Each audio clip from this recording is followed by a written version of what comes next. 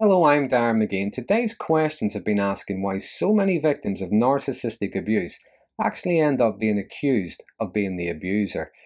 Why do so many struggle with being believed? And some have even been asking, was I actually the narcissist?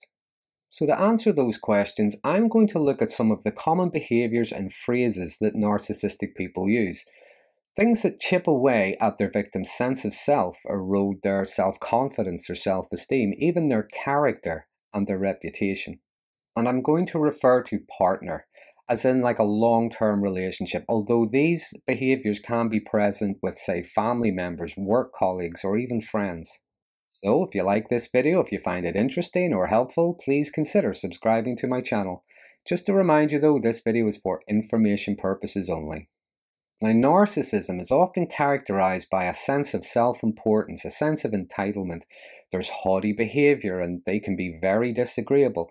They can be highly sensitive or highly resistant to criticism. There is a lack of empathy and they can be very manipulative. And these characteristics, these behaviors are not just once in a while, they're almost like a default setting. They are long-term, they are pervasive, and they are consistent. And also, just consider that many narcissistic people have what I would call a public face and a private face. Publicly, to others, they can be very kind, caring, virtuous, noble, and so on. It's behind closed doors with their victim that they can be toxic, disagreeable, and devaluing. So you may not hear the following things word for word, but maybe something resembling it, or you may see it expressed in their behavior. So firstly, if they get pulled up on their bad behavior, maybe there's no way for them to blame shift or get out of it. One way or another, they are facing the consequences of their behavior. They may ask for a second chance, a clean slate, if you will. However, it isn't long before they're just going back to doing the same things again. And eventually, the partner might find that that person has now had maybe 100 second chances. And when the partner keeps bringing this up, the fact that there's no change, they may hear something from the narcissist like, I am trying very hard to make this work, and all you do is keep bringing up the past. So the partner sounds as if they're holding a grudge. They sound unforgiving. Next, the narcissist might just keep asking for the same things over and over again, no matter how many times the partner says no. The partner may hear things like, can you not? Will you not? Why won't you? But I don't understand why you won't. Why would you say no? I don't think that's fair. That's actually really selfish. And the aim here is to wear the partner out, to grind them down until they just say yes, to get them to be quiet. Now, even if the partner explodes in frustration, says something like, just do whatever you want, as far as the narcissist is concerned, the partner has just said yes. And again, if the partner brings this kind of behavior up, they could be accused of being selfish, disagreeable. They are accused of complaining after they said yes. Thirdly, and this would be more common, though not exclusively, with covert narcissism, and that is constant negativity. Everything is a problem, everything is a strain. Every idea will have an objection, every solution will have a problem, and every silver lining will have a cloud. They nitpick everything, criticize their partner, everything, and probably everyone else. It's like they're sucking all the joy out of life. And the partner is kept in a constant state of strain, burning up all their energy, trying to fix, trying to rescue, trying to make things better. And this could look and sound like depression, and it may well be, but many times that perpetual pessimism can switch off just like that, when there is something that they are interested in, or if there is someone else around. The pessimism is kept for the partner. And again, if the partner brings this up, addresses it, they may be accused of being uncaring and lacking empathy for their low mood, their depression. Number 4 is being disagreeable. Everything is a no. Now, a direct no might sound something like, no, I'm not doing that, I don't want that, do it yourself. An indirect no might be something along the lines of, for example, if the partner were to ask for assistance or something, they may hear something back like, is that not your responsibility? What about ownership? Or perhaps you should look within yourself. They may even reject things that are in their own best interest, much to the frustration of the partner, or maybe insist on pointless changes to the partner's ideas and suggestions. Anything they do comes with a lot of complaints, feet dragging, half-assed attempts, or demanding hero worship for doing it.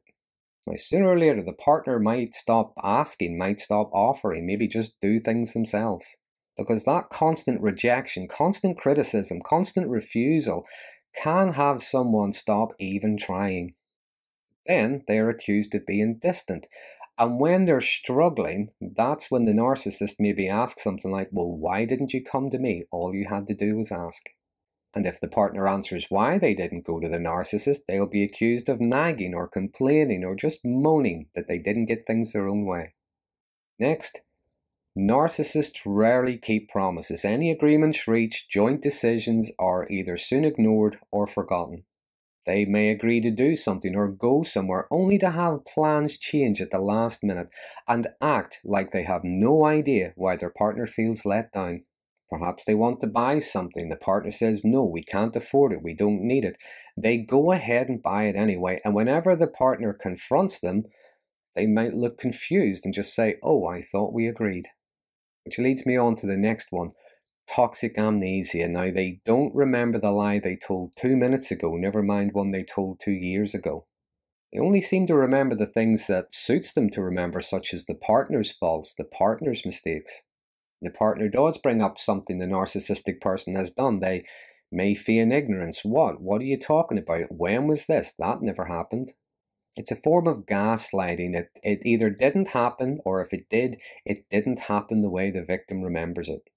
The partner is accused of blowing things out of proportion while they're acting oblivious to the destruction that they're causing.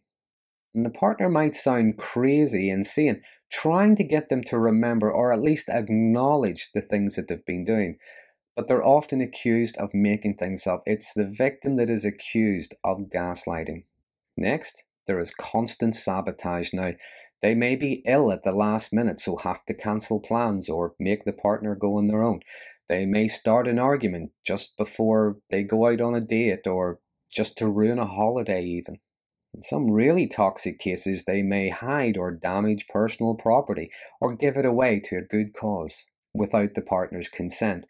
They may withhold information that their partner might need to know. This is a way of holding the partner back, creating obstacles, stifling them to keep them under a state of unfulfillment and frustration and strain. Again, if the partner brings this up, they may be accused of being selfish, malcontent, and blaming other people for their own feelings. Next common behaviour: nothing the partner does or says has any credibility. They are constantly devalued. They are treated like either a child or some kind of bumbling sidekick. When they're trying to talk, the narcissistic person may just roll their eyes, laugh, give a wry smile, say things like, oh, here we go again. They use convoluted word salad and circular reasoning to confuse and irritate the partner, and then give the partner a hard time for not understanding that kind of nonsense. They're really behaving as if they are too intelligent to be talking to someone who is an intellectual inferior. And the partner's self-esteem and confidence is so low that if they try to assert themselves somehow, they are accused of being aggressive. Now, while all this has been going on, sometimes it's for months, sometimes even years, every time the partner has pointed the behaviour out, tried to challenge it, tried to address it, pointed out the effects of it, even to the point where they've become frustrated, perhaps even angry, then they are accused of being the narcissist. They are accused of being abusive for reacting the way they do to being treated badly. And this is what's often referred to as reactive abuse. It's when the abuser acts with impunity, does what they like, but any objection, assertiveness, any anger or outrage on the part of the partner, that is labelled as selfish, hurtful, and aggressive. And it can get to the point where the partner feels unable, unsafe to do or say anything out of fear of being accused of abusing their abuser. And this is further compounded because if they were to tell somebody one, maybe two of those events, to other people that might sound petty, malcontent. It sounds like they're moaning about nothing, because the other people are not seeing it in the context that these things are happening all the time. There is a consistent pattern. If you remember, I mentioned earlier, many narcissistic people have what I refer to as a public and a private face. In public, they are decent people. They are very kind, very caring, and so on.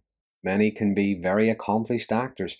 So when they take one of the partner's reactions, now even if it has the smallest grain of truth in it, remember, it gets twisted, it gets exaggerated, it gets blown out of proportion, and there's no mention of the things that they did to provoke those reactions. The victim is often left struggling, wondering why no one believes them.